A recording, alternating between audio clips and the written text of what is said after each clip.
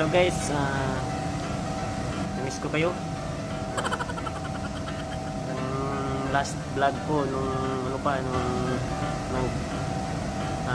second dose ng vaccine tayo. So, welcome ulit sa ating channel at sa mga bago ko dyan. Kung nagawi kayo sa aking munting bahay, please subscribe my channel at para naman tayo'y matulungan. So guys, gagawin ko ngayon, magtupik ko ng mga tuwalya. So wala lang, tingin lang kayo kung paano gawin. So yun, no? Feeling good, like I should. Let me check my chest, my breath right quick. He ain't never seen it.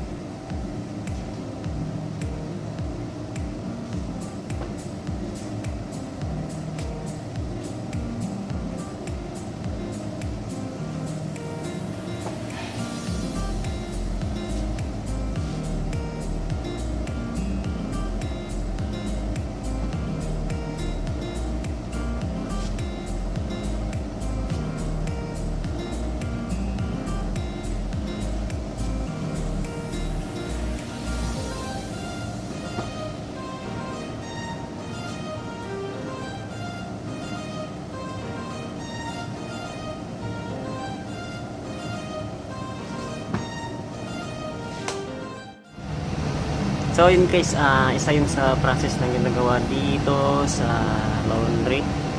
So, tupi ng towel. So, dapat bilis na yung magtupi para maraming matupi. Kasi dito, iba sa laundry ng iba, maliliit lang ang laundry ng iba. Dito, maraming trabahong gawin, daming tutupin. So, dapat alisto ka pag may stain yung mga towels or ano ba yun or linens, sunod yun, mag-spotting na. So that's all for this video or vlog. Masaya ako nakapagbalik ng mag-vlog at na-miss ko kayo kasi medyo busy na talaga. So please don't forget like, share, and comment this video. At kung may iba kayo mga process na alam sa inyong mga pinagtatrabahoan na laundry, so just comment below, then usap tayo, then see you sa next vlog.